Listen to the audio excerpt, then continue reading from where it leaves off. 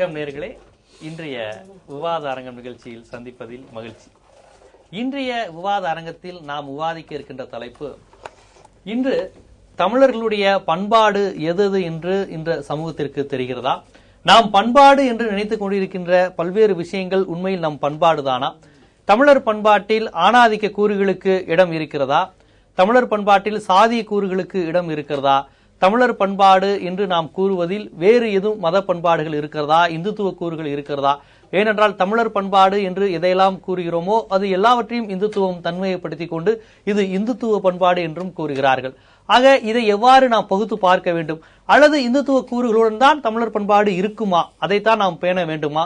இதை நாம் எவ்வாறு புரிந்து கொள்ள வேண்டும்? தமிழர் பண்பாட்டில் பகுத்தறிவு கூறுகள் இருக்கிறதா? அந்த பகுத்தறிவு கூறுகள் மறைக்கடிக்கப்பட்டவா அல்லது மறக்கடிக்கப்பட்டு விட்டவா போன்ற பல்வேறு தளங்களில் இன்று நாம் தமிழர் பண்பாடு குறித்து விரிவான தளங்களில் பல்வேறு தரவுகளுடன் நாம் ஆளுமைகளுடன் பேச இருக்கிறோம்.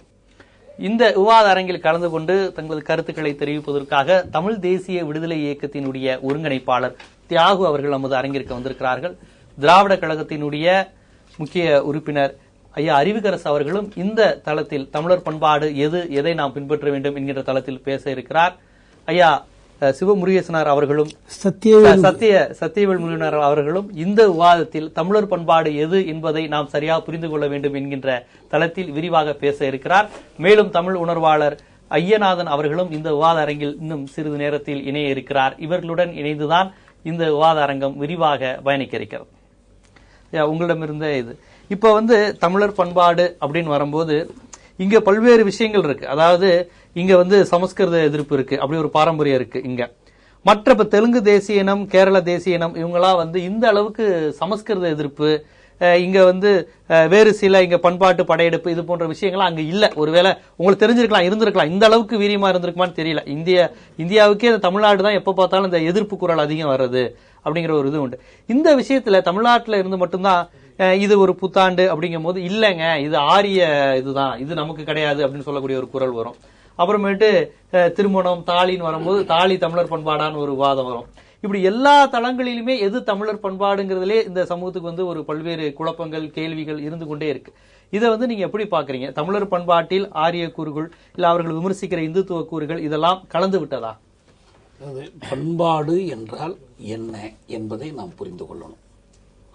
ஒரு மக்கள் சமூகம் அது மொழியால், வாழும் நிலப்பரப்பினால், பொருளியல் வாழ்க்கையினால் ஒரு சமூகமாக இணைந்திருப்பது மட்டுமல்லாமல் சில உளவியல் கூறுகள் நாம் என்று உணர்வதற்கு அடிப்படையாக இருக்கிற சில பண்புகள், சரியாக சொன்னால் விழுமியங்கள், இந்த விழுமியங்களும் தான் அந்த சமூகத்தை இணைக்கிறது. நாங்கள் தமிழர்கள் என்று சொல்லுகிற பொழுது, நாம் தமிழர்கள் என்று சொல்லுகிற பொழுது தமிழர்கள் என்ற மனநிலையை தரக்கூடிய, உளவியல் உருவாக்கத்தை தரக்கூடிய அந்த விழுமியங்கள் எவை? இந்த விழுமியங்களின் தொகுப்புதான் பண்பாடு.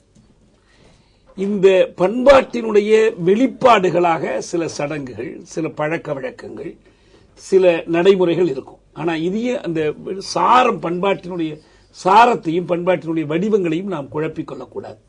ஒரே சாரம் வெவ்வேறு காலத்தில் வெவ்வேறு வடிவங்களில் வெளிப்படலாம். இரண்டாவது செய்தி, பண்பாடு என்பது ஒரு தேங்கிய குட்டை அல்ல, அது ஓயாது இயக்கத்தில் இருப்பது. எப்படி ஒரு சமூகத்தில் பொருளியல் தளத்தில், அரசியல் தளத்தில் இரண்டு கூறுகளுக்கு இடையிலான போராட்டம் தொடர்ந்து நடக்கிறதோ, அதேபோல் பண்பாட்டு தளத்திலும் இரண்டு கூறுகளுக்கு இடையிலான போராட்டம் இருக்கும். ஒன்று முற்போக்கு திசையில் அழைத்துச் செல்வதாகவும், இன்னொன்று பிற்போக்கு திசையில் தடை போடுவதாகவும், இழுத்துக்கொண்டு நிற்பதாகவும் இருக்கும். இப்ப தேசிய பண்பாடு என்று சொல்லுகிற பொழுதே லெனின் சொன்னார், எப்போதுமே தேசிய பண்பாட்டில் இரண்டு கூறுகள் இருக்கும். இந்த போராட்டங்களில் விஞ்சி நிற்கிற பண்பாட்டைத்தான் நாம் தேசிய பண்பாடு என்று சொல்லுகிறோம். அப்படி அவர் ஒவ்வொரு தேசிய இனத்திற்குமான பண்பாட்டை பற்றி பேசினார். இப்ப நமக்கு என்னன்னா, தமிழ் சமூகத்தினுடைய பண்பாடு என்று சொல்லுவது, அதனுடைய சாரம் எவ்வளவோ மாற்றங்களுக்கு இடையில் அறுபடாது நிற்கிற அந்த தொடர்ச்சி இழை எது என்றால் பிறப்போக்கும் எல்லா உயிர்க்கும். இந்த பிறப்போக்கும் எல்லா உயிர்க்கும் என்பதை எதிர்த்து மறுத்து வருவது எல்லாமே தமிழர் பண்பாட்டினுடைய முற்போக்கு திசை எதிர்ப்பது, தமிழர்களில் ஒரு பகுதியினரே வலியுறுத்துவதாலேயே அவையெல்லாம் தமிழர் பண்பாடு ஆகிவிடாது. இந்த கூறு பல வகையில் வெளிப்படுகிறது. சமயமாக வெளிப்படலாம், இலக்கியமாக வெளிப்படலாம், சடங்குகளாக வெளிப்படலாம். ஆனால் சாரம் இதுதான். தமிழர் பண்பாட்டினுடைய ஒரு வரி சாரம் என்பது பிறப்போக்கும் எல்லா உயிர்க்கும். அப்படிதான் இப்ப புரிந்து கொள்ளப்படுதா? இப்ப நீங்க கொடுத்தது ஒரு விளக்கம், இதுதான் தமிழர் பண்பாடு, இதுதான் உண்மையான அடையாளம். இப்ப நான் நடைமுறையோடு கேட்கிறேன், இன்னைக்கு தமிழர் பண்பாடுன்னு நம்ம மக்கள் புரிந்து கொள்வது, இந்த பெருமையாக மாற்றி கொள்வதெல்லாம் பிறப்போக்குங்கிற கருத்து தான் இருக்கு. இந்த இனத்தின் பண்பாடு என்று சொல்வது நம்முடைய இலக்கியங்கள்ல இருக்கு, நீதி நூல்கள்ல இருக்கு, சங்க இலக்கியங்களில் இருக்கிறது. இதையெல்லாம் எல்லோரும் அறிந்து புரிந்து வைத்திருக்கிறார்களா என்பது நிபந்தனை அல்ல. அப்படி அறிந்து புரிந்து வைத்திருக்குமாறு செய்வதும், தமிழர் பண்பாட்டை உண்மையிலேயே தமிழ் மக்களுடைய வாழ்வுக்கும் வளர்ச்சிக்கும் முன்னேற்றத்திற்கும் விடுதலைக்கும் ஆளுவதும் நம்முடைய கடமை. அது சமூகத்தினுடைய அறிவுத்துறையினுடைய கடமை. அப்படி இல்ல, இன்னொரு தரப்பினர் இதையெல்லாம் கெடுத்து மாற்றி திரித்து மறைத்து புரட்டி சொல்கிறார்கள் என்றால் அதனாலேயே அது தமிழர் பண்பாடு ஆகிவிடாது. கிபி 6ஆம் நூற்றாண்டுக்கு பிறகு பக்தி இலக்கியங்களுக்கு பிறகு உருவானது பல்லவர்கள், அதுக்கப்புறம் நாயக்கர் காலத்துக்கு வந்ததுக்கு அப்புறம் இருக்கிற தமிழ் இலக்கியமும் நீங்க சொல்லக்கூடிய பிறப்போக்கும் எல்லாக்குங்கிற அந்த கொள்கையின் அடிப்பில் அமைந்ததுதான். இப்ப இங்க பக்தியின்மை என்பதை போட்டு குழப்பிக் கொள்ள வேண்டாம். சமூக நீதி கருத்துக்கள், வர்ணாசிரமத்துக்கும் மனு தர்மத்துக்கும் எதிரான கருத்துக்கள் பக்தி வழியாகவும் வெளிப்படலாம், இறை மறுப்பின் வழியாகவும் வெளிப்படலாம். சித்தருடைய கருத்தாக இருக்கலாம், வள்ளலாருடைய கருத்தாக இருக்கலாம், பெரியாருடைய கருத்தாகவும் இருக்கலாம். இதை வைத்து முரண்பட வேண்டிய அவசியம் எல்லாத்தையும் நம்மளுடைய அடையாளம் பாக்குற பார்வை இருக்குல்ல, அதுலயும் தமிழருடைய அடையாளம் இருக்கு, அதுலயும் தமிழருடைய விளிம்பு இருக்கு. தமிழர்களுடைய வள்ளலார் தமிழ் பண்பாட்டினுடைய வெளிப்பாடு தானே. அதே போல பறச்சியாவதேதடா பணத்தியாவதேதடா இறைச்சி தோல் எலும்பில இலக்கமிட்டு இருக்குதோன்னு கேட்கிற சித்தருடைய அந்த அந்த அந்த கருத்தும் அந்த கொள்கையும் நான் முதல்ல சொன்ன அந்த சாரத்திலிருந்து வெளிப்படுவதானே. அதனால எந்த வகையில் வேணாலும் அது வெளிப்படலாம். அது அங்க முக்கியம் இல்லை, வடிவம் அல்ல. நான் முதல்லயே சொன்னேன், இந்த சாரம் கூறு இதான் தமிழ் பண்பாட்டினுடைய வரலாற்று இழை. இதற்கு முரணானது எதுவா இருந்தாலும் அது விளக்கப்பட வேண்டியது. கண்டிப்பா ஐயா, நான் சத்தியவேல் முருகனார் ஐயாட்ட இதை நான் கேட்க விரும்புறேன்.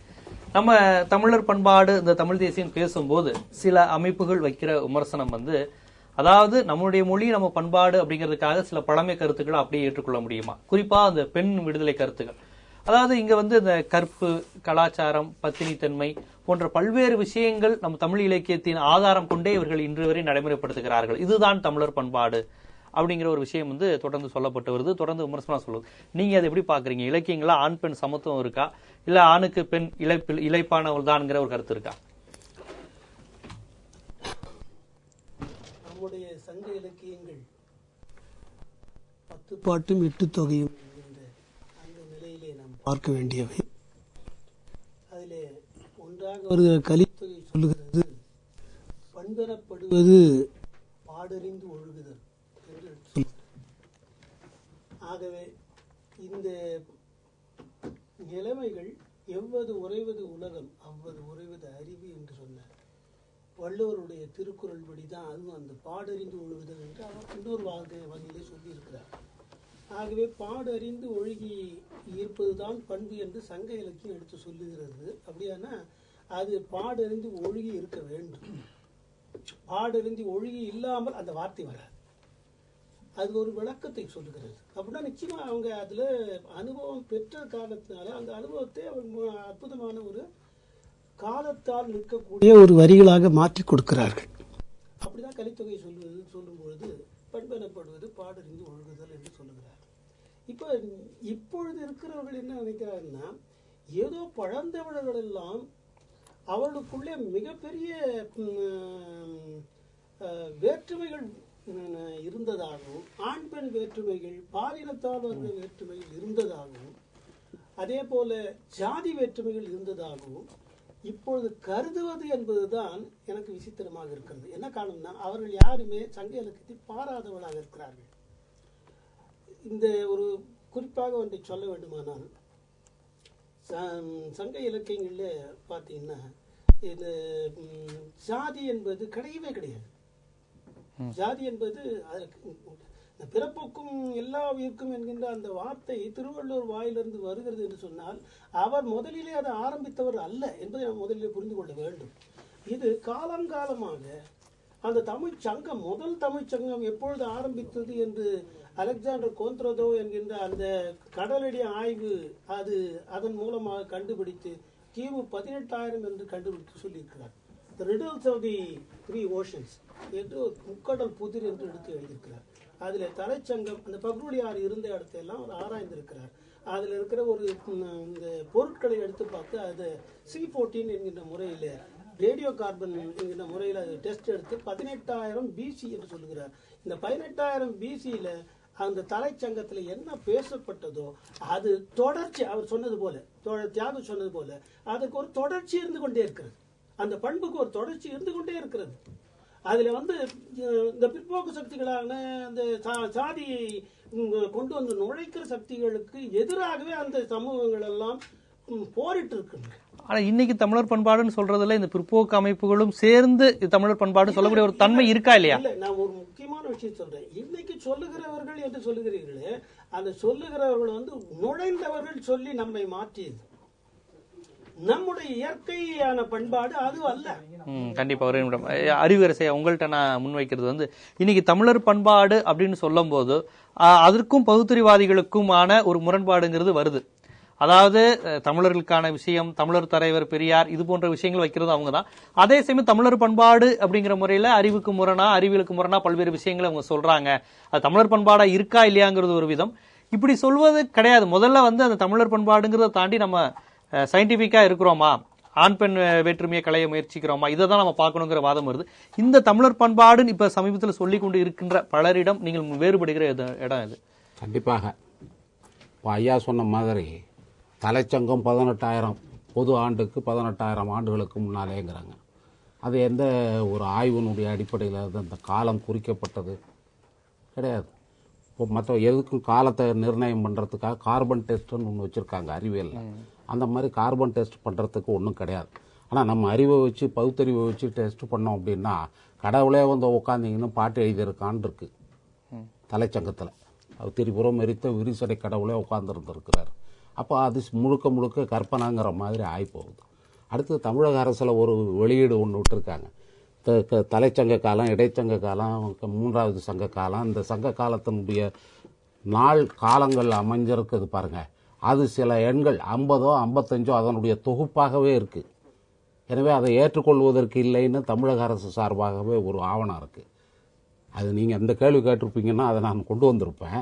அது அந்த மாதிரி ஆவணம் இருக்குது. எனவே அந்த சங்கம் அது இதுன்றதெல்லாம் சும்மா. சங்கம்ன்றதே முதல்ல தமிழ்ச்சொல் கிடையாது.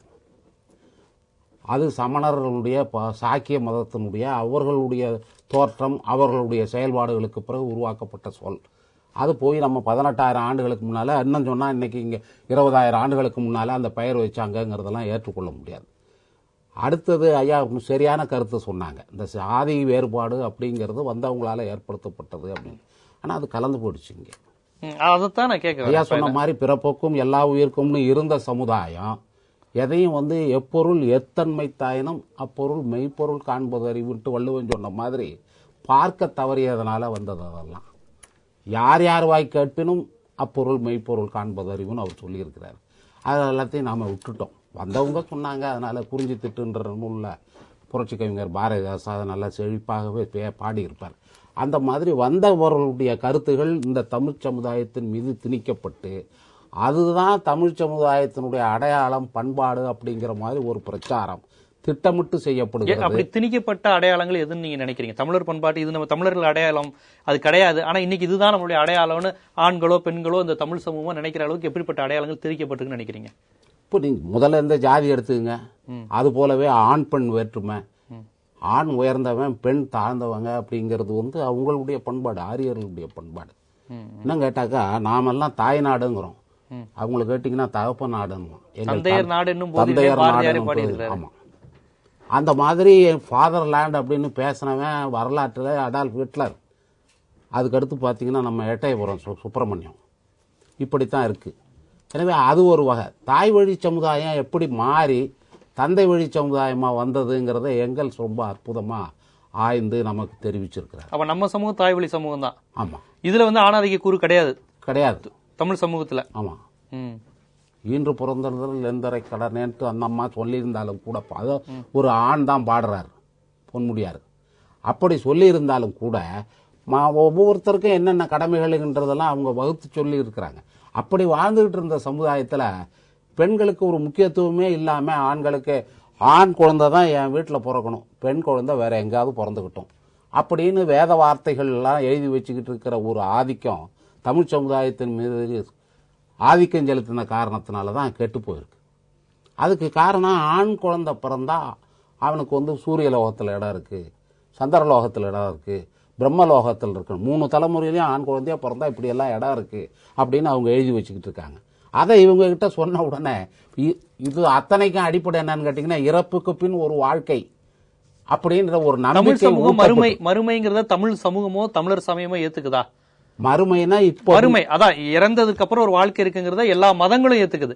தமிழ் சமூகத்துல மறுமை இறந்ததுக்கு அப்புறம் ஒரு மறு வாழ்க்கை இருக்கு நான் ஏற்றுக்குதா? தமிழ் சமூகத்துல தெரியல. அமரருள் உயிக்கும் அது இதுன்னு சில இடங்கள்ல வர்ற வார்த்தைகள்லாம் உயர்ந்த நிலைமைக்கு உயர்ந்தவர்களை குறிப்பதற்கான வார்த்தை அப்படின்னு தான் அண்மை காலத்துல அறிவார்ந்த முறையில உரை எழுதுறவங்க எல்லாம் தெரிவிக்கிறாங்க. அதனால அது வந்து துறக்கம் அல்லது நரகம் அப்படிங்கிற மாதிரியான பொருள் படாது. அந்த திருக்குறள்ல அறம் பொருள் இன்பம் தான் இருக்கு, வீடு பேரடைதல் பற்றி இல்ல எழுதல. அப்ப அதுவே ஒரு தமிழ் சமூகத்தின் கூறாதான் பாக்குறீங்க. நிச்சயமா. ஆனா அங்க கடவுள் வாழ்த்து வந்திருக்கு, ஆனா மறுமையை பற்றி வரல. அதிகாரத்துக்கு தலைப்பு வச்ச ஒரு வள்ளுவர் கிடையாது, நூலை 10 பொத்தா தொகுத்தவங்க வச்ச தலைப்பு அது. அது கடவுள் தானா, கடவுள்னு இன்றைக்கு கற்பிக்கப்பட்டிருக்கிற கடவுள் தானாங்கிறது வாதத்திற்குரிய பொருள். நாவலர் நெடுஞ்செழியன் எழுதின உரை, புரட்சி கவிஞர் பாரதிதாசன் எழுதின உரை இதெல்லாம் எடுத்து பார்த்தீங்கன்னா அது இன்றைக்கு மக்களிடத்திலே வழங்குகிற கடவுள்ன்ற பொருள் அது இல்லை. ஆனா தமிழ் சமூகத்தில் கடவுள் வணக்கம் ஒண்ணு இருந்திருக்கல. இப்ப அதை வந்து நீங்க ஒரு தேசிய இனத்தினுடைய நாத்தியம்ங்கிறது தேசிய இனத்தினுடைய திங்களை போற்றுதும்னு தான் சிலம்பு சொல்லுது. இயற்கை ஞாயிறு போற்றுதும், மாமழை போற்றுதும், வணங்கணும்னு சொல்ல. ஆனா சூரியனை வணங்குறது, சூரிய நமஸ்காரங்கிறதெல்லாம் பாரிய பண்பாடு. தமிழ் கூறு அதை போற்றணும். என்ன போட்டணும், அதனால இயற்கை பலன் நாம் அடையிறோம். இப்ப கடவுள் வணக்கங்கிறது இயற்கை வணக்கம் தான். தமிழகத்துல வணங்குதலே கிடையாதுங்க, போற்றுதல்ங்க. போற்றுதல் வேற, வணங்குதல் வேற. வணங்குதல்னா நமஸ்காரத்துக்கு நாம தமிழ் படுத்தி இருக்கிறோம். நமஸ்காரத்துக்கும் நமக்கும் தொடர்பே கிடையாது. தொடக்கூடாதுங்கிறவன் நமஸ்காரம் சொல்லிட்டு எட்ட போய் தமிழ் சமூகம்ங்கிறதே முழுக்க ஒரு முற்போக்கான ஒரு பகுத்தறிவான சமூகம் இருந்தது.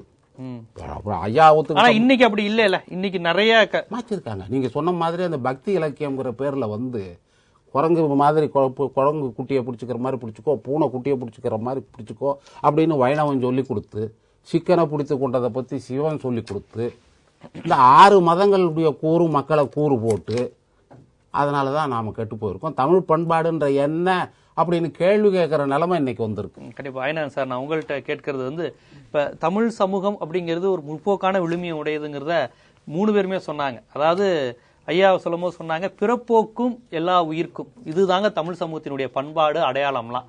அதுக்கப்புறம் அதெல்லாம் வந்ததெல்லாம் வந்து வேற பண்பாடு படையெடுப்புகள் இந்த மாதிரி விஷயங்கள் தான் சொல்லிட்டாங்க. இப்ப இதெல்லாம் நம்ம சொல்லிக்கிட்டே இருக்கலாம். அதாவது தமிழர் பண்பாடுங்கிறது உயர்ந்ததுன்னு. இன்னைக்கு எப்படி இருக்குங்கிறத வச்சுதான் நம்ம தமிழர் பண்பாடு, இன்னைக்கு வாழ்ற சமூகம் தான் நமக்கு நாளைய வரலாறா போகும். இன்னைக்கு அப்படிப்பட்ட சமூகம் பிறப்போக்கும் எல்லா உயிர்க்குங்கிற தன்மையுடனும் ஒரு பாலின நிகழ்வு நோக்கி நகருகிற சமூகமாகவும் இருக்கா, இல்ல பல்வேறு ஆணாதிக்க கூறுகளை, சாதிய கூறுகளை, நிலவுடைமை கூறுகளை தன்னகத்தை உள்வாங்கி கொண்ட கூறா தமிழர் பண்பாடு இருக்கா? நீங்க எப்படி பாக்குறீங்க? இன்னைக்கு வந்துட்டு நம்ம பிரிச்சு பேசவே முடியாது. இன்னைக்கு வந்துட்டு தமிழர் சமூகம் தனித்து இயங்கல, தனித்து வாழல, தனித்து இருக்கல. ஒரு காலகட்டத்தில் நீங்க பாத்தீங்க அப்படின்னா நம்மளுடைய வாழ்க்கையை வந்துட்டு பாத்தீங்கன்னா நகருக்கே வராத வாழ்க்கை. அப்புறம் நகருக்கு வந்திருக்கோம், இன்னைக்கு அயல்நாட்டுக்கு போயிட்டோம். இன்னைக்கு உலகளாவிய அந்த பொருளாதாரம் அப்படின்றது வந்துட்டு ஒட்டுமொத்தமா அரசியலிலிருந்து அனைத்தையும் நிர்ணயிக்கும் போது அது பண்பாட்டின் கூறிலும் கை வைக்கிறது அத்துமீறுகிறது. அது நடந்துகிட்டு தான் இருக்குது. அதனால இன்னைக்கு வந்துட்டு தமிழனுடைய விழுமியங்கள் எல்லாம் வந்துட்டு இன்னைக்கு எப்படி இருக்கு அப்படின்னு நீங்க பாத்தீங்க அப்படின்னா சிந்தனை அளவில் அது பெரிதான ஒரு தாக்கத்தையும் பெரிதான ஒரு இடத்தையும் பெறவில்லை என்பதே உண்மை. இப்ப நம்ம பாத்தீங்க அப்படின்னம்னா ஒரு பண்பாடு அப்படின்னு தமிழருக்குரிய ஒரு பண்பாடு அப்படின்னு நம்ம சொன்னோம் அப்படின்னம்னா எந்த ஒரு பண்பாட்டையும் ஒரு வாழ்வியலினுடைய மொத்தமாய் உள்ளடக்கியதுதான் பண்பாடு. அந்த வாழ்வியல் ஒவ்வொரு காலகட்டத்திலையும் மாறிக்கொண்டே வருகிறது. ஒரு கிராம சமூகமா இருந்த போது இருக்கக்கூடிய அந்த வாழ்வியல் வந்துட்டு அது ஒரு பெரும் நகரமா, ஒரு பெரும் மண்டலமா, இல்ல ஒரு பெரும் அரசாட்சிக்கு உட்பட்டு வரும்போது அது மாற்றத்தை சந்திச்சிருக்கும், மேன்மை பெற்றிருக்கும். அந்த மேன்மையை நோக்கி வளரும் போது தன்னை செழுமைப்படுத்தி கொண்டே வருகிறது. அதுதான் விழுமியங்கள் அப்படின்றத நம்ம சொல்றோம். அப்படிப்பட்ட அதெல்லாம் வளர்ந்த தொட்டு தான் தமிழனுடைய படைப்புகள் வரலாற்றில் சொல்லத்தக்க அளவில் நிற்கின்றன. இன்னைக்கு வந்துட்டு வெறும் தஞ்சை பெரிய கோயில் மட்டும் நீங்க சொல்லிட முடியாது. கல்லணை நீங்க சொல்லலாம், இன்னும் ஏராளமான விடயங்களை நீங்க சொல்லலாம். கட்டடக்கலை எடுத்துக்கிட்டீங்கனாலும், ஓவியக்கலை எடுத்துக்கிட்டீங்கனாலும், மருத்துவத்தை எடுத்துக்கிட்டீங்கனாலும், இன்னும் சொல்ல போனா இன்னும் ஆழமா நீங்க போனீங்க அப்படின்னம்னா சித்தர்கள் கண்ட அந்த ஒவ்வொரு தாவரங்களினுடைய இயல்பை எடுத்துக்கிட்டீங்க அப்படின்னம்னா, அதாவது தாது வர்க்கம் மூல வர்க்கம்னு பிரிச்சு அதனுடைய தன்மைகளை சொன்னதை எடுத்துக்கிட்டீங்கன்னா, 40 உப்புகளை கண்டுபிடித்ததை எடுத்துக்கிட்டீங்கன்னா, கோள்களை அறிந்தவற்றை எடுத்துக்கிட்டீங்க அப்படின்னம்னா, பல்வேறுபட்ட கலைகளை உருவாக்கியதெல்லாம் எடுத்துக்கிட்டீங்க அப்படின்னம்னா, விழுமியம் விழுமியம் விழுமியம் விழுமியம் மேம்பட்ட நிலையில் இருக்கிறது. ஆனாலும் அதுல சில காலப்போக்கில் நிகழ்ந்த பல்வேறுபட்ட மாற்றங்கள், கலப்புகள், அரசாட்சியினுடைய மாற்றங்கள், இப்படிப்பட்ட வரலாற்று மாற்றங்களினால் காரணமாக பல்வேறுபட்ட சேர்க்கைகளும் இங்கே வந்திருக்கின்றது. அது ஐயா குறிப்பிட்டதையும் ஏத்துக்கலாம், மற்றவர்கள் அண்ணன் தியாகு சொல்றதை போல ஏற்பட்டதையும் ஏத்துக்கலாம். ஆனா பார்வை அப்படின்ற ஒரு விடயம் வந்துட்டு செழுமைப்பட்டு கொண்டிருக்கிறதா இன்றைய நிலைன்னு பாத்தீங்கன்னா, சுயநலத்தால் தள்ளப்பட்டு ஒரு மறந்த நிலைதான் இன்னைக்கு இருக்கு. இதைத்தான் நம்ம ஒத்துக்கிறணும். இது தமிழர் சமூகம், தெலுங்கர் சமூகம் அப்படின்னு நம்ம சொல்லவே முடியாது. ஏன்னா இன்னைக்கு என்ன பண்றாங்கன்னா, ஒரு நுகர்வு கலாச்சாரம் அப்படின்றது வந்துட்டு நம்மளுடைய உடையில் இருந்து நம்மளுடைய ரசனை வரை நிர்ணயிக்கின்றது இல்லையா? நம்முடைய அந்த முக்கியமான நீங்க அந்த சினிமா போன்றவற்றை நீங்க எடுத்துக்கிட்டீங்க அப்படின்னம்னா வந்துட்டு அதுல இல்ல, புரியுதுங்களா? தமிழருடைய விடுமையா அப்படின்னு எதை சொல்றான்? மீசையை முறுக்கி விட்டுட்டு சாதியத்தை காட்டுறத சொல்றான். அது கிடையாது. அப்படி வாழ்ந்திருந்தால் இந்த சமூகம், தமிழர் சமூகம் என்றைக்கோ வேறற்று போயிருக்கும். ஆன்மீகத்தை நீங்க எடுத்துங்க. பொதுவா நம்மள ஒரு போக்கு இருக்குது. அந்த போக்கு என்ன அப்படின்னம்னா, நம்ம வந்துட்டு இலக்கிய மேன்மையை நம்ம எடுத்துக்கிறோம், கட்டடக்கலையில் இருக்க மேன்மை எடுத்துக்கிறோம், சித்த வைத்திய மேன்மை எடுத்துக்கிடுவோம். ஆனா அதே இலக்கியத்துல ஆன்மீகம் வந்ததுன்னா வந்துட்டு நம்ம அதை குறைச்சு சொல்லுவோம். இல்ல, ஆன்மீகத்தை கொண்டாடுற மரபு தானே தமிழ் சமூகம். மரபு, பார்வை, ஒரு பகுத்தறிவு அப்படின்ற ஒரு இடத்துல நீங்க எடுத்துக்கிட்டீங்க அப்படின்னா அதை வந்துட்டு ஒரு சாடக்கூடிய அதான் சொல்ல வர. ஆமா, கொண்டாடணும். அதான் உண்மையான மனிதனுடைய ஆழ்ந்த இருப்பு. அது இல்லாத ஒரு சமூகம் உலகத்தில் எப்படியெல்லாம் இருக்கிறது, எப்படியெல்லாம் சுட்டுக்கிட்டு சாவறாங்கன்னு பாருங்க. அது இங்க எப்படி பண்படுத்தப்பட்ட ஒரு நிலையில் இருக்கிறது. தமிழர் பண்பாட்டை செலவுபடுத்தியதில் ஆன்மீகத்துக்கு ஒரு பங்கு இருக்கு, பெரும் பங்கு இருக்கிறது. அதை மறுக்கவே முடியாது. கண்டிப்பா ஐயா முடிக்கட்டும். பார்வை அப்படின்றத நான் ஒன்னும் குறைச்சு முடிப்பதில்லை. ஏன்னா நானும் ஒரு கருப்பு சட்ட பாரம்பரியத்துல வந்து வளர்ந்துதான் அதாண்ட போயிருக்கிறேன். அதனால அந்த பார்வையை நான் வந்துட்டு ஒரு பார்வை, ஆனா உண்மை என்று நாம் ஆழ்ந்து சென்று நோக்க வேண்டும். அப்படி வரும்பொழுது நீங்கள் பார்த்தீர்களானால், இந்த தமிழர் சமூகம் அப்படின்றது முதலில் ஒரு குடும்பத்தை உருவாக்கி, நெறிப்படுத்தி, சமூக வாழ்க்கையை உருவாக்கி, அது பறந்துபட்டதா உருவாக்கி, முதல் முறையா உலகத்தில் வேறு எங்காவது குடி சமூகத்திற்கு அரசர், இதுதான் முதல் சமூகங்கிறீங்களா? முதல்ல ஒரு சிவிலைஸ்ட் ஆனது வரலாம், இன்னும் கொஞ்சம் வரலாம். அதுக்கு வந்துட்டு ஆதிச்சநல்லூர்ல கண்டுபிடிக்கப்பட்ட விஷயங்கள், மறைக்கப்பட்ட விஷயங்கள் எல்லாம் கொண்டு வரணும். அதெல்லாம் இருக்கு, அது இன்னொரு நாள் வச்சுக்கிருவோம். அடிப்படை என்னவென்றால், குடும்பம் அப்படின்றது ஒண்ணு கொண்டு வந்தது மட்டுமல்ல, வேறொரு நாட்டில் வரக்கூடிய அரசாட்சி, சொத்துரிமை போன்ற விடயங்கள் எல்லாம் இங்க எப்படின்னா, அரசன் பார்த்து அவர்கள் கொடுத்த பங்கிற்கிணையாக நாட்டு பங்கு என்று நிலத்தை அளித்த வரலாறு இந்த தமிழ்நாட்டில் இருக்குது. ஒரு பொதுவுடைமை சமூக மரபு இருக்குங்கிறீங்க. அதுல தப்பா போயிடாதுங்க. இதெல்லாம் இன்னைக்கு வந்த பார்வை. இதெல்லாம் 150 வருஷத்து விஷயத்தை நாங்க, அந்த வார்த்தை இப்ப வந்ததா இருக்கலாம், அந்த கண்டென்ட்ட சொல்றேன் நான். அன்றைக்கு பிரித்து கொடுக்கக்கூடிய ஒரு விடயத்தை வந்துட்டு அரசன் செய்தான். அதான் பொதுவா வந்துட்டு ஒரு பக்கமாவே பேசுவாங்க. நான் இன்னொரு பக்கத்தை நான் சொல்றேன். பொதுவா வந்துட்டு ஐயாவை கேட்டாங்கன்னா, சதுர்வேதி மங்கலங்கள் சோழர் ஆட்சி காலத்தில் கொடுக்கப்பட்டதை வந்துட்டு சுட்டி காட்டுவாங்க. அது சாதியத்தை வளர்க்கவில்லையா என்று கேட்பாங்க. இப்ப பல்வேறு விஷயங்கள் இப்ப நம்ம வந்து பேசும்போது, இப்ப தமிழர் அடையாளங்கள்ல கலந்து விட்டது அப்படிங்கிற ஒரு கருத்து வந்தது. இப்ப உள்ள இதுல தமிழர் பண்பாட்டு ஆய்வாளர்கள், வரலாற்று ஆய்வாளர்கள் இப்ப இந்த சமூகத்துக்கு எது தேவை, எதையெல்லாம் பின்னுக்கு இழுக்குது அப்படிங்கிற மாதிரி நீங்க என்னென்ன விஷயங்களை பாக்குறீங்க?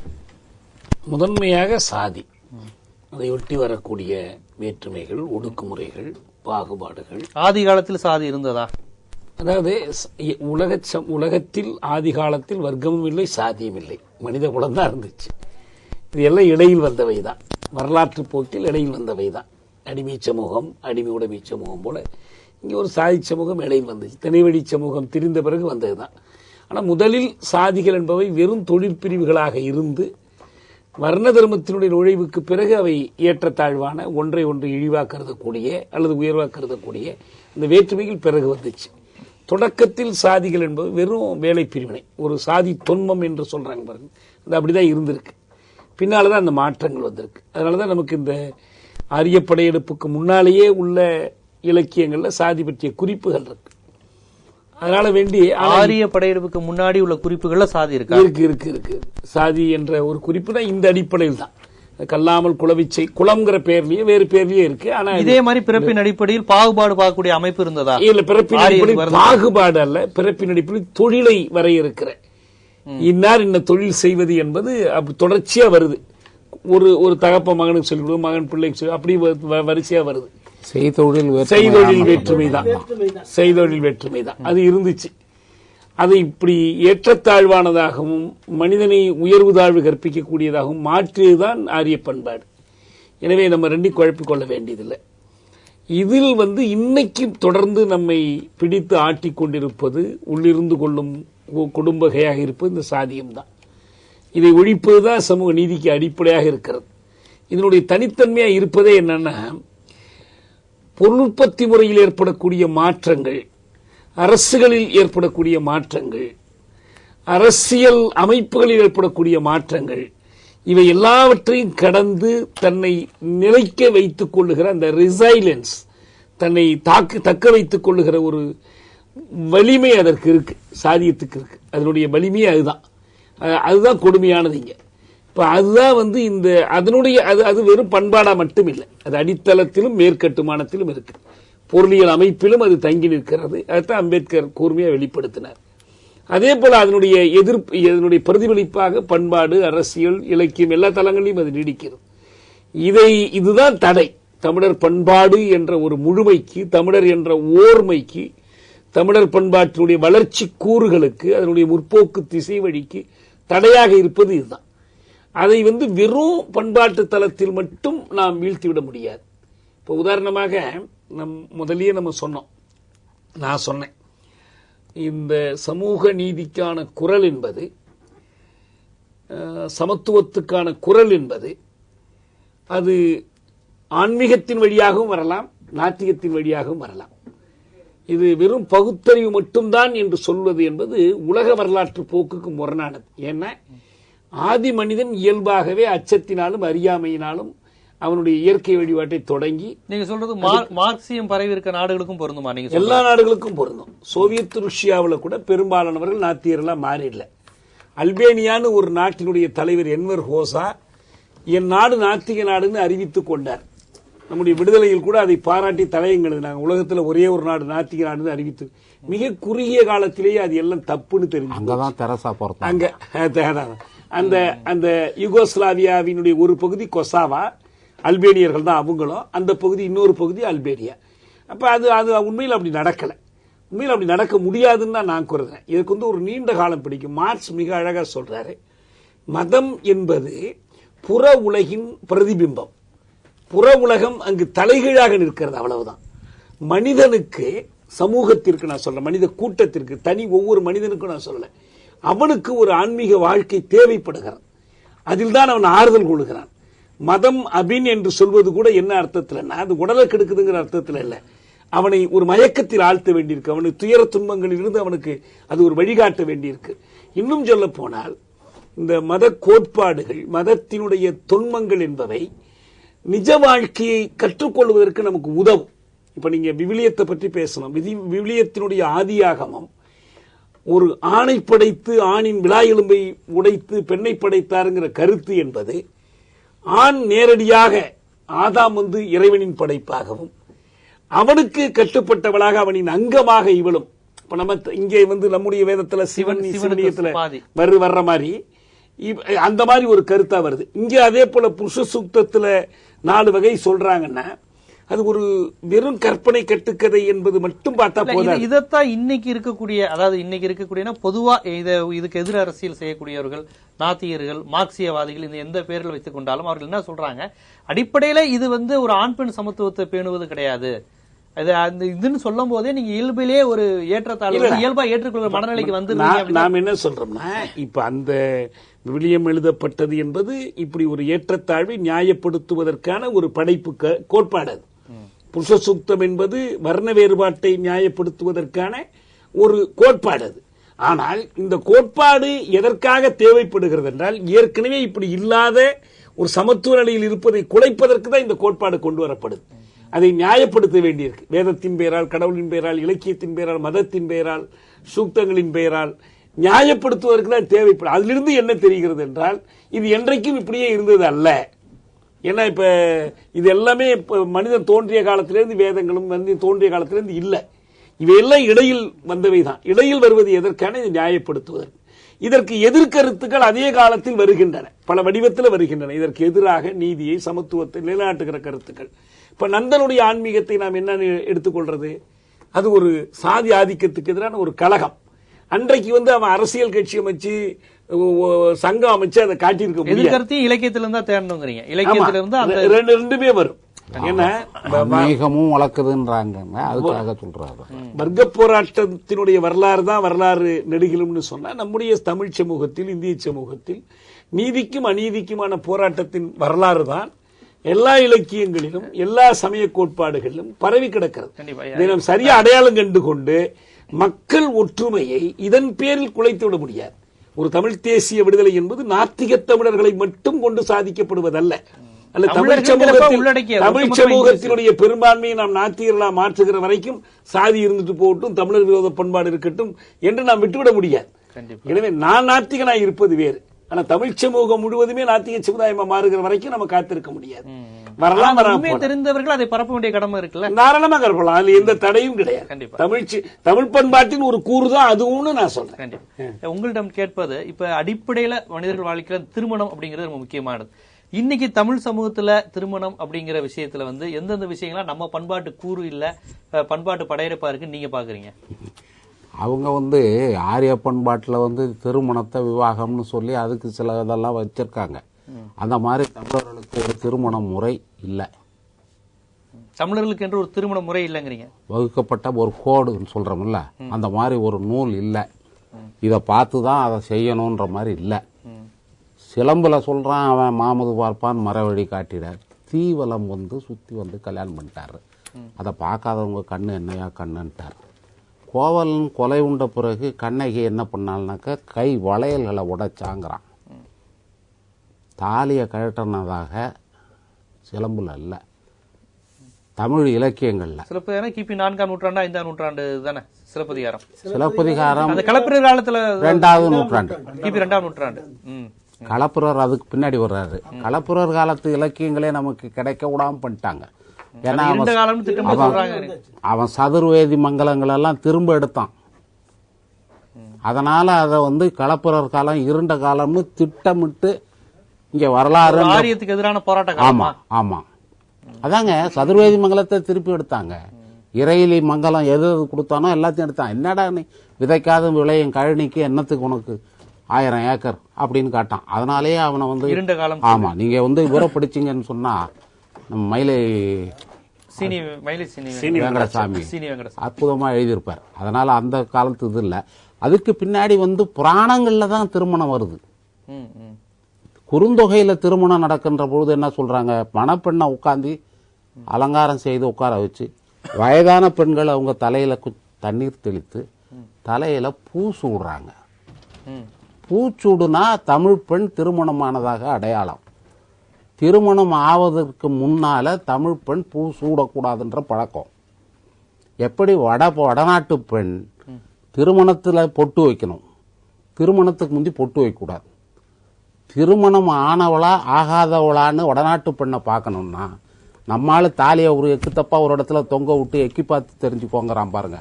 அது மாதிரி இல்லாம நெற்றியை பார்த்த உடனே தெரிஞ்சுக்கலாம். அப்படியே பூ வச்சதோட முடிஞ்சு போச்சு திருமணம். குறுந்தொகை அதை தான் காட்டுது. சிலம்பு சப்தபதி சுத்தி வந்ததை காட்டுது. அதுக்கு பிறகு தாலி கட்டுறதுங்கிறத கச்சியப்ப சிவாச்சாரி கந்த புராணத்துல தான் எழுதியிருக்கான். இலக்கியத்துல 11ஆம் நூற்றாண்டு 11 அது இன்னும் பார்த்தா இன்னும் பின்னாடி வருது. ஆமா, கிபி 10ஆம் நூற்றாண்டுக்கு முன்னால் வரை தமிழர்கள் தாலி கிடையாது இல்ல. பார்ப்பனர்களை வைத்து திருமணம் செய்யற முறை அது இருந்திருக்கு. அவரு சிலம்புல வந்துருச்சு. அவர் தான் மறைவழி காட்டுறாருங்கிறாங்க. ஆனா அதுக்கு முந்தின குறுந்தொகையில தாய்மார்கள் தான் செஞ்சிருக்காங்க. பூசூடி முடிஞ்சு போச்சு. புலவு சோறு போட்டாங்க, செம்மறி ஆட்டுக்கறியோட சோறு போட்டிருக்காங்க. அதான் குறுந்தொகை காட்டு. இப்ப திருமண வீட்டுல கறி போடக்கூடாதுங்கிறது ஒரு சொல்லிக்கிட்டு இருக்கீங்க. நான் என் தம்பி திருமணத்தை 74ல் ஆட்டுக்கறி பிரியாணியோட நடத்தினவன் நான். நீங்க மரபை உடைக்கிற ஆட்கள். நான் உங்களை பொதுவான மக்களை தான் நீங்க பேசுறீங்க. அது வேற.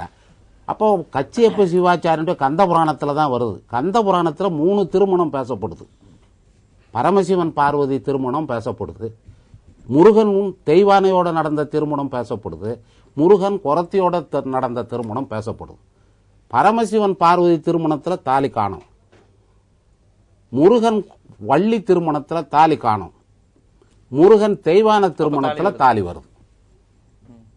அது என்ன கோளாறுன்னு தெரியல. ஆக அப்பத்தான் நுழைஞ்சது. அது 11ஆம் நூற்றாண்டுன்னு நான் நினைச்சிட்டு இருக்கேன். ஐயா 14ஆம் நூற்றாண்டுன்றாங்க. அது இன்னும் அண்மையில நுழைஞ்சதுங்கிறதுக்கு ஐயா ஆமா, அது நல்ல வலுவான ஆதாரம். தெய்வயானையே நுழைவு தானே, தெய்வயானையே நுழைவு தான். ஆக புராணங்கள் பழங்கதைகள் எழுதுவோம் தான். இலக்கியம்ங்கிறது எழுதப்பட்ட வரலாறு எந்த சமுதாயத்திற்கும் இல்லைன்றது ஒரு பக்கத்துல இருந்தாலும், தமிழ் சமுதாயத்தை பொறுத்த மட்டும் எழுதப்பட்ட வரலாறு இல்லை. ஆனா இலக்கியங்கள் வாழ்க்கையை பிரதிபலிப்பதாக அமைந்திருக்கிற காரணத்தினால இந்த இலக்கியங்களை கொண்டு நம்முடைய வரலாறை ஓரளவு நாம் விளங்கிக்கிட்டு இருக்கிறோம். அப்படி பார்க்கிற பொழுது இலக்கியங்கள்ல தாலி வர காணும், புராணத்துலதான் தாலி வரும். கண்டிப்பா ஐயா. இப்ப நீங்க தமிழர் திருமணங்களை நீங்க தொடர்ந்து நடத்தி வைக்கக்கூடிய ஒரு முறையில தமிழர் திருமணத்துல தாலி இந்த மாதிரி பல்வேறு விஷயங்கள் கிடையாது. இன்னும் உள்ள போனா இப்ப கூப்பிடுற அந்த பிராமணர்களுடைய கூட்டு வச்சு நடக்கலாம் கிடையாது.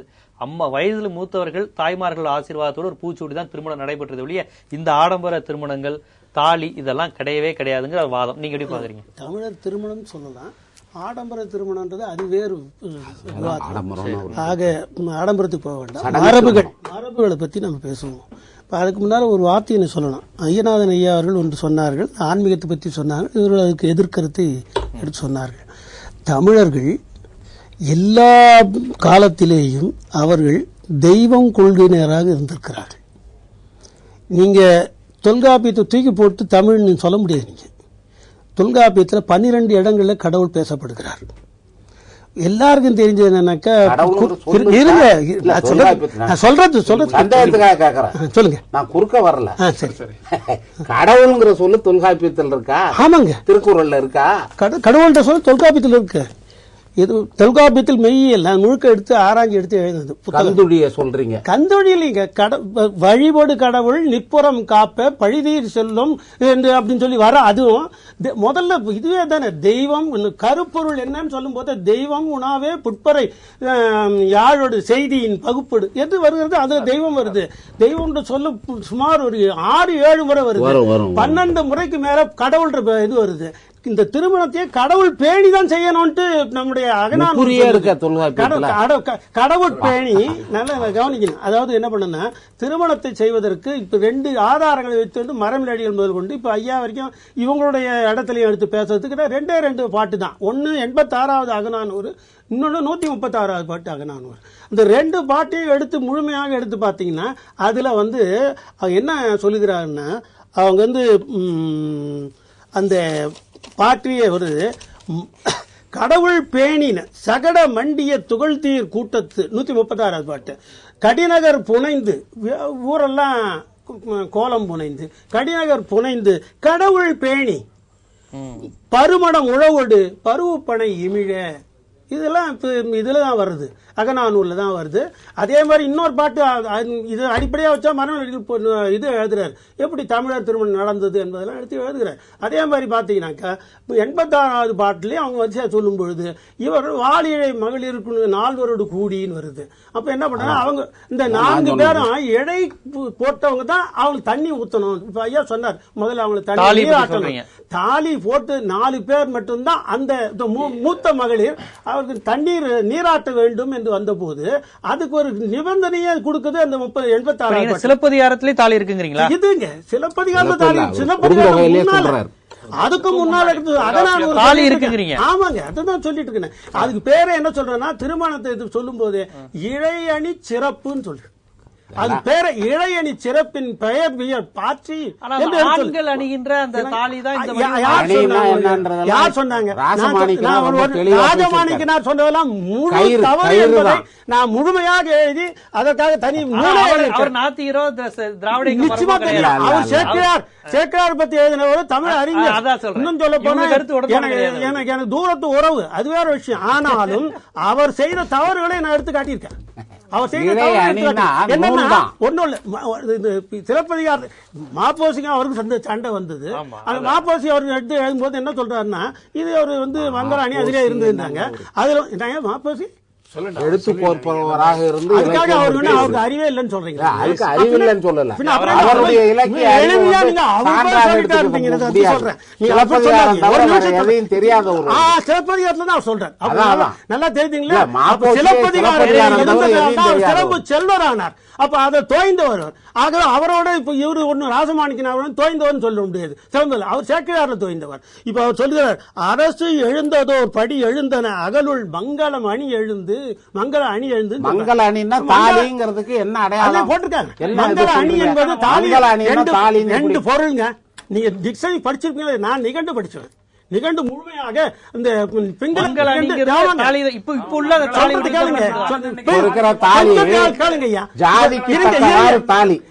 இருங்க அதை உண்டா இல்லையா? ஒவ்வொரு ஜாதிக்கும் ஒவ்வொரு தாலி. அதுக்கு நான் வரவே இல்லை. நம்ம தமிழர்களிடம் சாதி இல்லை என்றால் சாதிக்கும் தாலிக்கு என்னங்க சம்பந்தம் இருக்கு? என்ன சாதிக்கும் தாலிக்கு பொற்கொள்ளரை கேளுங்க சார், பொற்கொள்ளரை கேளுங்க. அது இன்னைக்கு வந்தது. இன்னைக்கு வந்ததுன்னா என்ன? நீங்க சொல்றது பாருங்க, நான் சொல்றது இது பண்ணும்போது ஒவ்வொரு ஜாதி சொல்லிட்டோம்.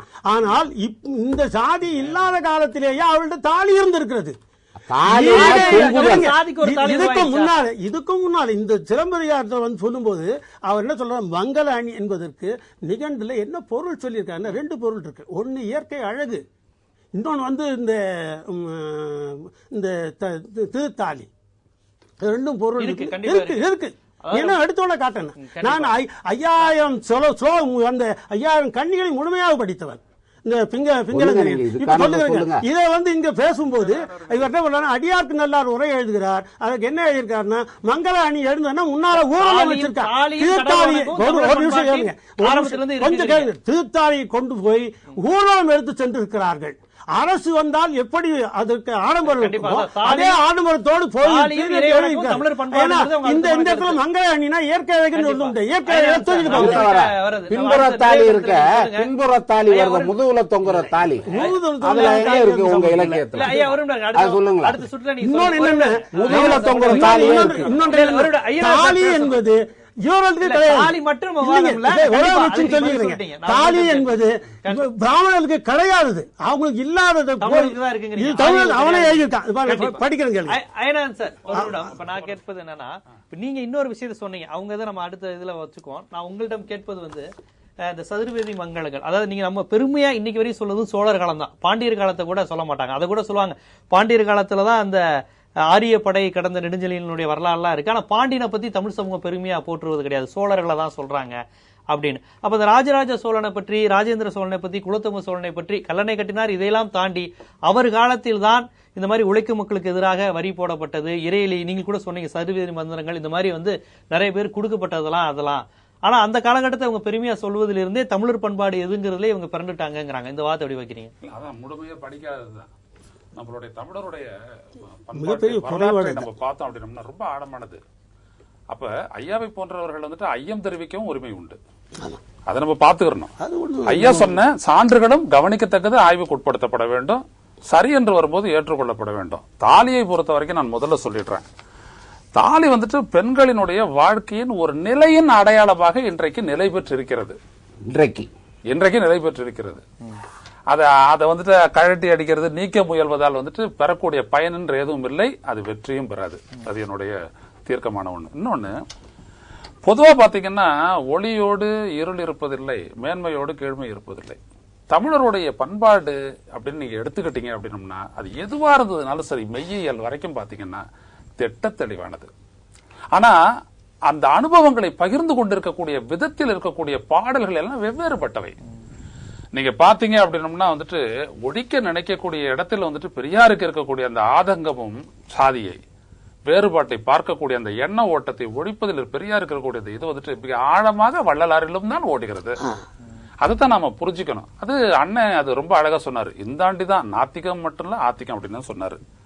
அதே நேரத்துல நம்ம இன்னொன்னு நம்ம பார்க்கணும். ஒரு நிலை கொள்கை நிலை எடுத்து நம்ம சில விஷயங்களை பார்க்கிறோம். ஐயா ஒரு கொள்கை நிலை. இப்ப நான் வந்துட்டு அனுபவ நிலையில இருந்து நான் ஆன்மீகத்தை நான் பேசுறேன். மனிதனுடைய உண்மையான மெய் நிலை என்பதை அறிவது ஆன்மீகம் என்பதே. அவ்வளவுதான். அது உணர்வில் சென்று பார்க்கக்கூடியது, ஆதாரத்தை தர முடியாது. இப்ப ஆன்மீகம்ங்கிறதுக்கு சாரும் சொல்றாரு. இப்ப நான் கேட்பது இப்ப தமிழ் தேசியம் இந்த மாதிரி பேசும்போது வரக்கூடிய இன்னொரு முக்கியமான விஷயம், உங்க ராஜராஜ சோழன் கொண்டாடுவதிலே பிரச்சனை. அவர்கள் தீண்டாமையை கடைபிடித்தார்கள், தெலுங்கு கீர்த்தனைக்கு முக்கியத்துவம் கொடுத்தார்கள், சமஸ்கிருதத்துக்கு முக்கியத்துவம் கொடுத்தார்கள். அந்த குற்றச்சாட்டை விமர்சனத்தை எப்படி பாக்குறீங்க? தஞ்சை வளர்த்த ஆடல் கலைன்னு ஒரு ஆய்வு நூல் வந்திருக்காரு. நீங்க பாத்தீங்க அப்படின்னா அந்த ஆய்வு நூல் அது இப்போ சமீபத்துல தான் வெளியிடப்பட்டு இருக்குது. ஒரு 20 ஆண்டு 25 ஆண்டுக்குள்ள 2-3 பதிப்புகள் வந்திருக்குது. நாட்டியம் ஆடுகின்ற மங்கைகளுக்கு கூட இந்த நிலமும் கொடுக்கப்பட்டிருக்குது. அதுக்கு எவ்வளவு நெல்லு கொடுக்கறது மாசத்துக்குன்னு இருக்குது. போயிட்டு வர்றதுக்கான படியும் கொடுத்திருக்காங்க. அந்த அதிக சலுகை அப்படிங்கிறது உண்மையா கல்வெட்டு சான்றுகளே வேறாக இருக்கு. நல்லா சம்பாதிக்கிற ஒரு நிறுவனம் வந்துட்டு ஆடிட்டருக்கு ஏன் அதிகமா கொடுத்தது அப்படின்னு நீங்க கேட்க கூடாது. ஒவ்வொருவரும் கொடுக்கக்கூடிய பங்கிற்கு உரிய வகையில் நிலமாக கொடுக்கப்பட்டிருக்கிறது. நீங்க அதான் பார்க்கணும். ஆகமத்தை காப்பாற்ற முற்பட்ட அரசர்களில் அவரும் ஒருவர். எனவே அதை ஆழமாக ஆதரித்திருக்கிறார். நீங்க வந்துட்டு வேதத்தை பார்க்கக்கூடிய பார்வை என்பது நம்முடைய திராவிட பண்பாட்டில் அப்படியே நான் சொல்றேன், இப்படியே நான் சொல்லிடுறேன், அவங்களுடைய கொள்கை வழி நிலையில் வேறு. எங்களை போன்றவர்கள் வேதத்தை பார்ப்பது என்பது வேறு. நீங்க வந்துட்டு ஐயா சொல்லும் போது ஐயா காலகட்டத்தில் சொன்ன மாதிரி ஐதீக பாப்பான் லௌகிக பாப்பான் விஷயம்லாம் இருக்கு நிறைய. ஒரு மேலாதிக்கத்தை தகர்ப்பதற்கான ஒரு போராட்டத்தினுடைய அடையாளம் குறியீடு ஐயா தந்தை பெரியாரினுடைய வாழ்க்கை வரலாறு அது ஏற்படுத்திய திருப்புமுனை மறுக்கவே முடியாது. இல்லாட்டி நான்லாம் பேண்ட் சட்டை போட்டுலாம் உட்கார முடியாது. ஏன்னா நாங்களும் ஒரு இடைநிலை சாதியிலிருந்து வந்தவர்கள். அப்படிலாம் முடியாது. நாங்க போர் செஞ்சிருக்கலாம், வீர பாரம்பரியம் அதெல்லாம் செல்லாது. என்றைக்கு கடந்த 250 ஆண்டு காலத்தில் அதெல்லாம் வழமையில இல்ல. அதை கொண்டு வரும்போது இது ஒரு தீர்க்கமான ஒரு சக்தியா முன்னாடியும் போராடினாங்க. ஆழ்வார் காலத்தில் போராட்டங்கள் இருந்தது. அதற்கு பிறகு நீங்கள் எடுத்துக்கொண்டீர்களானால் வள்ளலார் அவர்கள் இருந்தது. எதுவும் வெற்றி பெறவில்லை. இவர் மோதினார், உடைத்தார், தகர்த்தார். ஒரு சமூக நீதி என்பது உருவானது. அது இன்று வரைக்கும் ஒரு கோலேச்சும் ஒரு கொள்கையாக நிலை பெற்று நின்று விட்டது. சட்ட ரீதியாகவும் ஏற்றுக்கொள்ளப்பட்டு விட்டது. அப்படிப்பட்ட ஒரு நிலையில் இருக்கக்கூடியது ஒன்று. இன்னொன்று நம்மளுடைய மெய்யியல் அப்படின்ற சொல்லக்கூடிய விஷயத்தை வந்துட்டு தமிழருடைய வாழ்வியலில் இருந்து பிரிக்க முடியாத ஒரு அங்கம் அது இருக்கின்றது. அதே மாதிரி சோழ பரம்பரையினுடைய பெருமை அப்படிலாம் எதுவும் இல்லை. அந்த காலகட்டத்தில் நீங்க எந்த அரசானா இருந்தாலும் அனைத்து மக்களும் சேர்ந்த படைதானே இங்க இருந்தது. சேரனுக்கு பெருமை இல்லையா? சேரன் நெடுஞ்சேரலாதன் போயிட்டு வந்துட்டு கண்ணகிக்கு வந்துட்டு கோயில் எடுக்கலையா? இது எல்லாமே இருந்திருக்குது. ஆனா இது அனைத்திலும் கலந்திருக்கக்கூடியது ஆன்மீகம். நீங்க எடுத்த உடனே ஜீவசகாப்தர் ஒரே ஒரு விஷயத்த சொல்றேன். என்னது சிலப்பதிகாரத்தை எது எழுத தூண்டியது? இளங்கோவடிகளை எது எழுத தூண்டியது? என்ன குறவனும் குறத்தி அந்த குறவர் கூட்டம் பாடிய பாட்டு என்ன? இந்த மாதிரி ஒண்ணு நடந்து அதற்கு ஒரு பழி வாங்க வந்து பிறந்து பழி வாங்கி விட்டு சென்று அவள் ஒரு இடத்திலிருந்து மேலிருந்து பல்லக்கு வந்தது, மேல் நோக்கி சென்றால் அதில் கோவலனும் இருந்தான் என்கின்ற ஒரு அகக்காட்சியை பாடலாக பாடிய போது அவர்கள் குறவர்கள் பாடிய போது இது உண்மைதானா என்று கேட்கின்ற இளங்கோவடிகள் ஆம் என்று சொல்லும் பொழுது அதனால் ஒரு இன்பமுற்ற அவர் நான் இது இலக்கியமாக படைக்கட்டுமா என்று சொல்லும் போது தாராளமாக செய்ய என்று சொல்லும் பொழுது அங்கே நிரூபணமாவது என்னது? மறுபிறப்பு. நாம் எதையும் மறுத்துவிட முடியாது. நான் தான் சொன்னேன், ஆழ்ந்து சென்ற தமிழன் இந்த இடத்தில் மட்டும் செல்லவில்லை என்று நினைப்பதும் முடிவுக்கு வருவதும் ஆதாரமற்றது. ஆதாரபூர்வமாக மெய்யியல் இருக்கின்றது.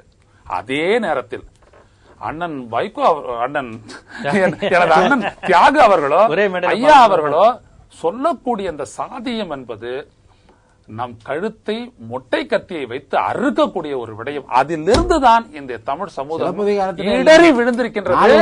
அதிலிருந்து எழ வேண்டும் என்பதை நிறைவு கருத்து. ஐயா தியாகி, உங்களோட நிறைவு கருத்து தமிழர் பண்பாட்டு நிறைவு கருத்து இருக்குமா? இதுக்கு தூண்டிய ஒன்றை பற்றி நான் சொல்லிடுறேன் இந்த வாய்ப்பை பயன்படுத்தி. தாலி எது முதல் தொடங்கியது என்பதற்கு பாருங்க, இவர்கள்லாம் சொல்றதுக்கெல்லாம் முன்பு தொடங்கி இருக்க முடியும். ஏன்னா அதனுடைய அது எதை குறியீடாக வைத்திருக்கிறது, எதன் குறியீடு? என்பது காலத்துக்கு காலம் மாறுபடுகிறது. காட்டில் வேட்டையாட தெரிந்தவன் காட்டு விலங்குகளிடமிருந்து தன் மனைவியை காப்பதற்கு தகுதியுள்ளவன் என்பதன் அடையாளமாக ஒரு புலிப்பல்லை கொண்டு வந்து கயிற்றில் கட்டி போடுவதாக தொடங்கி இருக்கலாம். அது பிற்காலத்தில் வெவ்வேறு வடிவங்கள் பெற்றுக்கொண்டு வருகிறது. இப்போதைய அதனுடைய குறியீடு இப்போது அதை எதை குறிக்கிறது? இப்ப நான் பல திருமணங்கள்ல நாமளே தாலி எடுத்து கொடுத்துருவோம். ஆசிரியர் மாணமிக ஆசிரியர் வீரமணி அவர்களே கொடுத்திருக்கிறாங்க, நான் பார்த்திருக்கிறேன். அதுக்கு வேறு பேர் கொடுத்திருக்கிறேன். ஆமா, பொன்னணி பொன்னணி பொன்னணி இப்போது பொன்னணி அணிவிக்கும் நிகழ்ச்சின்னு சொல்லுவாங்க. அது தங்கத்தில் இருக்கிறதுனால, அல்லது திருப்பூட்டுன்னு சொல்றது உண்டு. இப்படி ஏதோ ஒரு பேர்ல நம்ம அதை அழைக்கிறோம். அது ஒரு மக்களுடைய இதுக்கு உணர்வுகளுக்கு மதிப்பளிக்கிற ஒரு செயல். அதுக்கு மேல அதுக்கு ஒண்ணும் இல்லை. முடிந்தால் இது வேண்டாம்னு சொல்றோம், எடுத்து கொடுத்துட்டு கூட அதுக்கு எதிராக பேசி இருக்கிறோம். ஏன்னா இப்போது அது எதை குறிக்கிறது என்றால், நான் தாலி கட்டினவன் அவளை நான் அடிப்பேன் யாரு கேட்கறதுக்கு, அந்த பெண்ணடிமைத்தனத்திற்கான ஒரு குறியீடாக இன்றைக்கு மாறிவிட்டது. அது எப்படி இருந்திருந்தாலும் சரி, கடந்த காலத்தில் தமிழர் பண்பாடாவே இருந்தாலும் சரி, தமிழர் பண்பாடாவே இருந்தாலும், நான் முதல்லயே சொன்னேன், பண்பாடு என்பது தேங்கி நிற்கும் குட்டை அல்ல. காலத்திற்கு காலம் அது மாற்றங்களுக்கு உட்படுகிறது. தமிழர் பண்பாடு தமிழர் உடைன்னு சொல்றோம். அதே தமிழர் உடை கண்ணகி உடுத்தி இருந்தது போலதான் இன்னைக்கு நம்ம தமிழ் பெண்ணுடைய உடை இருக்குதா? இதே சேலை சட்டை கூட எடுத்துக்கிட்டோம்னா ஆண்கள் அதே போலதான் உடுத்தி இருக்கிறார்களா? காலத்துக்கு கால மாற்றங்கள் வருகின்றன. பண்பாடு மாற்றங்களால் இது முக்கியமா சொல்லிடுறேன். எனவே தாலியை நான் தேவை என்று நான் வலியுறுத்தவில்லை. தாலி தேவையில்லை. நான் என்னுடைய திருமணத்தில் தாலி கட்டல. இப்ப என்னுடைய பெண்ணுல ஒரு பெண்ணு வந்து தாலி கட்டி திருமணம் பண்ணிட்டா, இன்னொரு பெண்ணை வந்து என்னுடைய கருத்துக்கு உடன்பட்டு எனக்கு தாலி வேண்டி இல்லைன்ட்டா.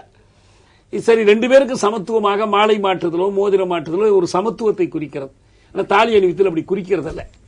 தாலி வந்து ஒரு திருமணமான பெண் என்பதற்கு அடையாளம் அப்படின்னு சொன்னாங்க. அப்ப என்ன பண்ணாங்க, ஆண்கள் காலில் மெட்டி அணிவிச்சா பெண் குனிஞ்சு நடக்கிறவா பார்த்து அவன் திருமணமான ஆண்னு தெரிஞ்சுக்குவாங்க. இப்ப ரெண்டையுமே பொண்ணு தலையில கட்டிட்டாங்க. ஆண் திருமணமானதற்கு ஒரு அடையாளமே கிடையாது. இது போன்ற சிக்கல்கள் எல்லாம் இருக்கு. ஆனால் அதே நேரத்தில் மக்களிடம் அந்த பழக்கம் நீடிக்கிறது என்பதும் கணக்கில் கொள்ளப்படணும். ஆனால் எனக்கு தாலி வேண்டாம் என்று அகற்றுகிற உரிமை ஒவ்வொரு பெண்ணுக்கும் உண்டு. அதை இயக்கமாக நடத்துகிற உரிமை திராவிடர் கழகத்திற்கும் உண்டு. அதை எதிர்த்து இது தமிழர் பண்பாட்டுக்கு எதிராக மனசு புண்படுது என்று சொல்லுவதற்கு யாருக்கும் உரிமை கிடையாது. இன்னொருத்தர் தாலி போய் அகற்றல, அவங்க அந்த பெண் தானே தன்னுடைய தாலியாக.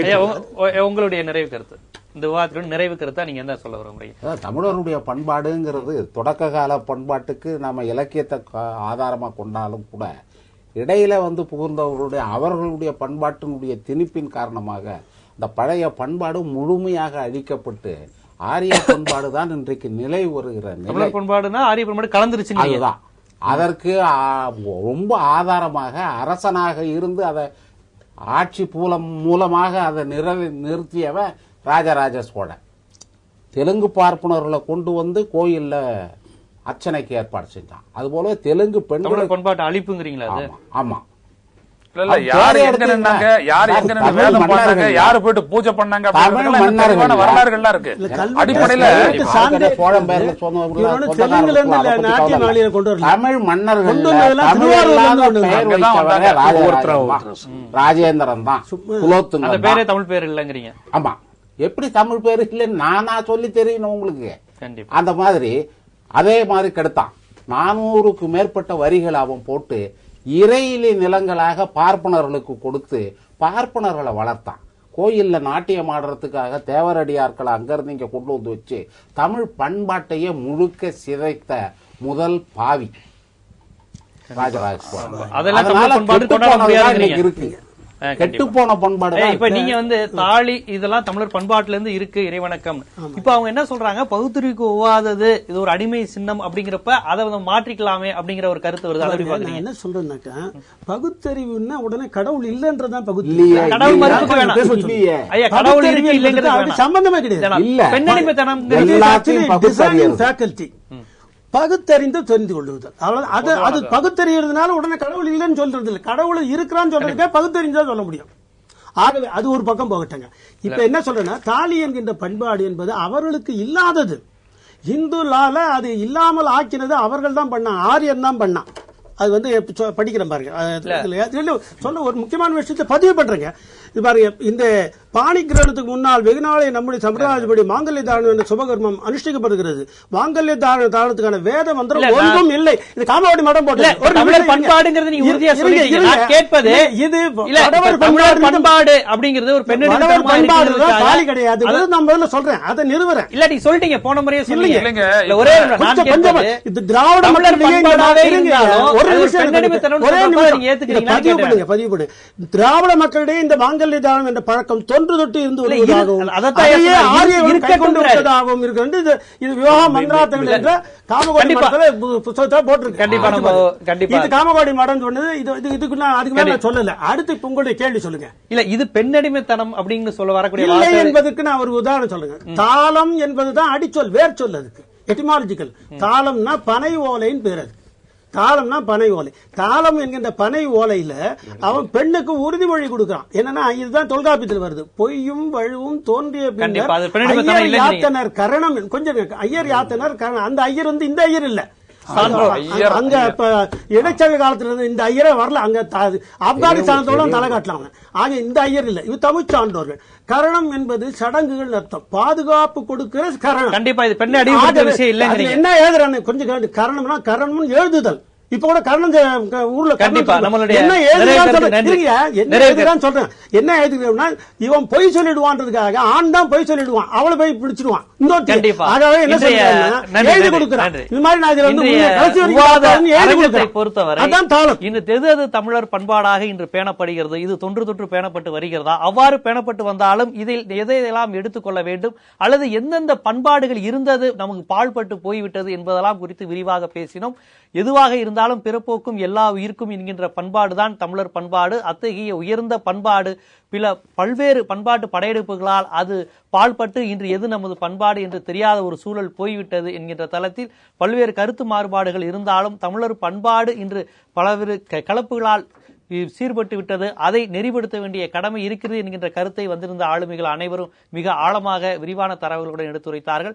இந்த விவாத அரங்கத்தில் கலந்து கொண்டு பல்வேறு கருத்துக்களை எடுத்துரைத்த தமிழ் தேசிய விடுதலை இயக்கத்தினுடைய ஒருங்கிணைப்பாளர் தியாகு அவர்களுக்கும், திராவிட கழகத்தை சேர்ந்த அறிவுக்கரசு அவர்களுக்கும், சத்திவேல் முருகனார் தமிழறிஞர் சத்திவேல் முருகனார் அவர்களுக்கும், மூத்த அரசியல் பத்திரிகையாளர் அரசியல் திறனாய்வாளர் ஐயநாதன் அவர்களுக்கும் எங்களுடைய விவாத அரங்கம் நன்றியை தெரிவித்துக் கொள்கிறது. மீண்டும் விவாத அரங்கம் நிகழ்ச்சியில் சந்திக்கும் வரை உங்களிடமிருந்து விடைபெறுவது ஜீவசகாப்தர்.